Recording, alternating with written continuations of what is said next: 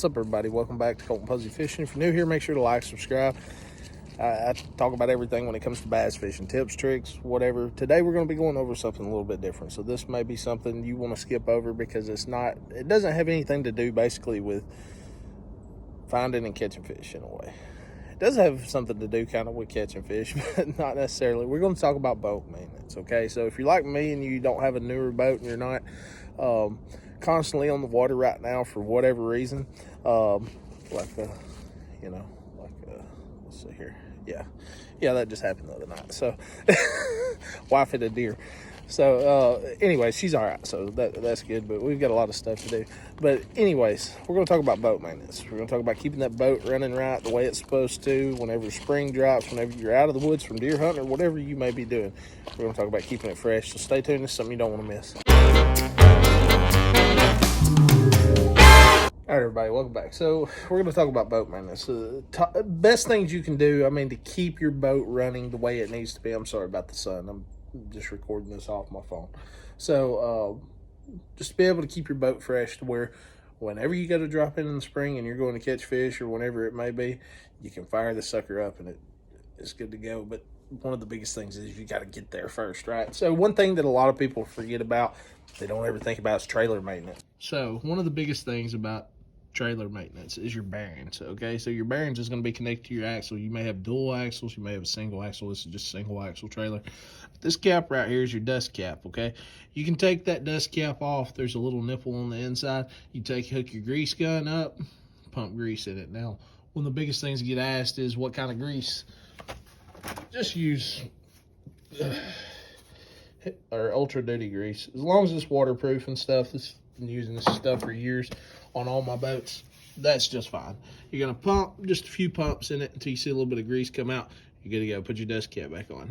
Now, if you're like I was several years ago, and you're rocking an older boat, you don't have dust caps, you don't have buddy bearings, okay? You got to actually take the wheel off and you got to pack your bearings.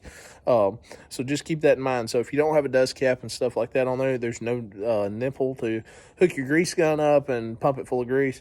You're going to have to take the wheel off. You're going to have to take the bearings off. Not going into all that detail. You can look it up on YouTube.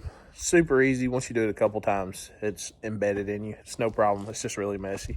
So the next thing we're going to talk about is how to kind of keep your carpet and stuff like that clean. If you look at my boat, the cover, it is super dusty.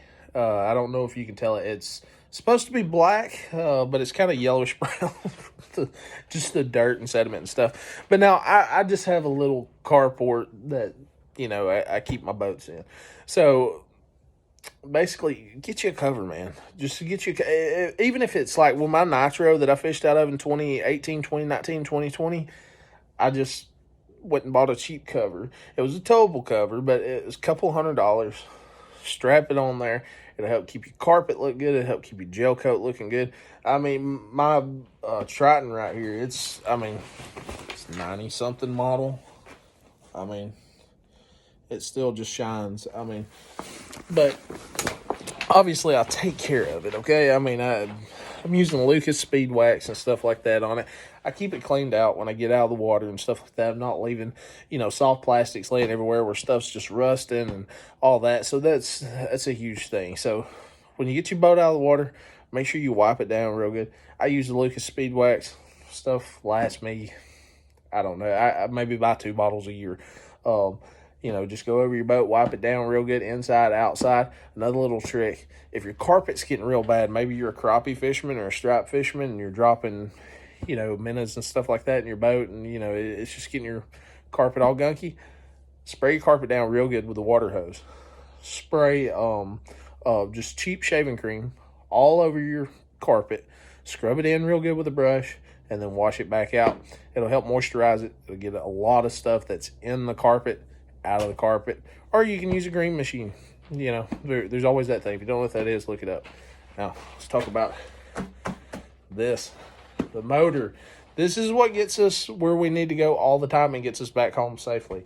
One of the biggest things, I'm running the older 2-stroke, okay? So this is the 98 model XR6 150 Merc, okay? So there's if you're running the older model motors, if you can find non-ethanol. I know it's expensive. I know it's so expensive. I run 90 non-ethanol, okay? There's a couple gas stations luckily around here that sells it finally, so you don't have to get it on the lake, so it is a little bit cheaper than it used to be. 90 non-ethanol. Drop that in there. It's good to go. Now, one other thing that I do, I've never really run additives in my gas, ever. But Startron, as you can see, there's just a tad bit left. Startron is the way to go with your two strokes, okay? So it's going to keep those carbs cleaned out and stuff, especially on these older motors, okay? It's very, very important. Now, on your newer boats, me personally, it depends on how much you run it, okay? So if you've got a water separator, on your fuel lines and stuff like that, you may not need all that, especially if you're running all the time. If you're fishing, 6 days a week, you're probably not going to need the Startron and stuff because you're just going through the gas so quickly. But it still don't hurt. You can't overmix that stuff. It tells you exactly how much to mix per gallon and stuff like that. You can't go wrong with it. Another thing, what kind of two-stroke oil? Always run synthetic.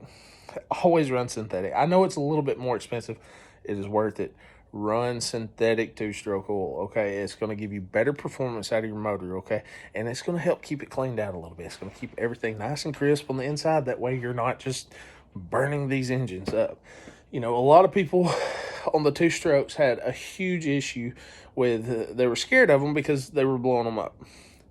The reason they were blowing them up, they're not letting these motors get up to operating temperature, okay? So here's the key. When my two-stroke right here, 4 or 5 bubble pumps, okay? Pump it up 4 or 5 times till the line's tight. I make sure my bubble is pointing straight up, okay, towards my motor. It's got a little BB in there. So when I pump that up, if it's turned upside down, that BB stays down. So the gas is not going to have pressure in the line to help the motor crank, okay? So I have that line turned straight up. That BB's locked in. I got pressure on the lines. I go over there to my switch, push my key in, turn it over, count to 10. Like 1, 2, that slow, okay? There's like a little straw inside the carbs, okay? And it's kind of like the WD-40 straw, okay, that you would use to like spray stuff with the stuff with WD-40. So it's got a slow drip to it. Count to 10 real slow, turn it over a couple times, boom, crank right up. That's it. Now, here's the thing. If you're used to a 4-stroke like I am, you crank up the 4-stroke, couple seconds, you're gone. You just go. With a 2-stroke, you need to let it sit there and idle. So most of the time what I do, once I crank it up, as soon as I get to the water, I let it sit there and run. I go park my truck while it's running, go back down there, hop in the boat, and it's good to go. So, let it run for a little while, let it get up to operating temperature. I think the Merc, it has to get up to, I can't remember the exact degree, but by the time you park your vehicle and get back down to it, it'll be up to operating temperature, okay, and you're good to go. But that's the main thing, letting that thing get up to operating temperature, and then it's ready to go.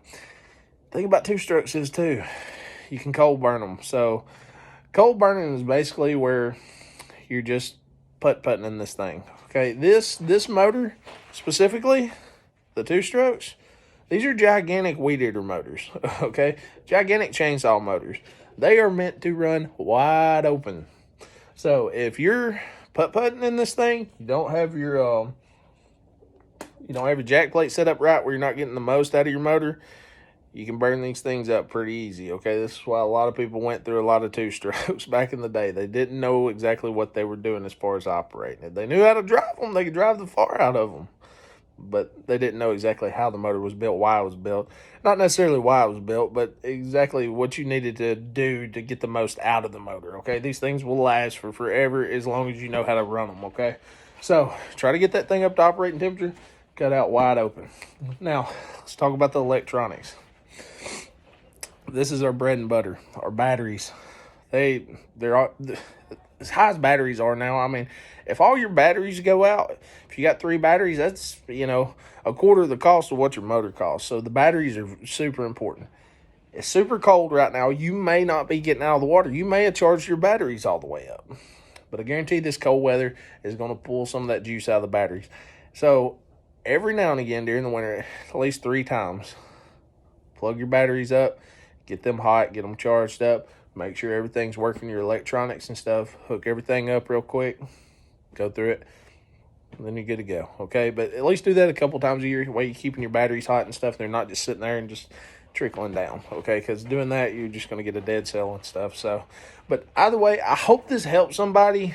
I wish somebody would have told me this when I was a kid, or younger, or at the time when I didn't know what I was doing, going through bearings and batteries and motors and stuff like that. So, like I said, I hope this helps somebody. I know it's a quick little video. It's nothing like I normally do, but I just think it would help somebody.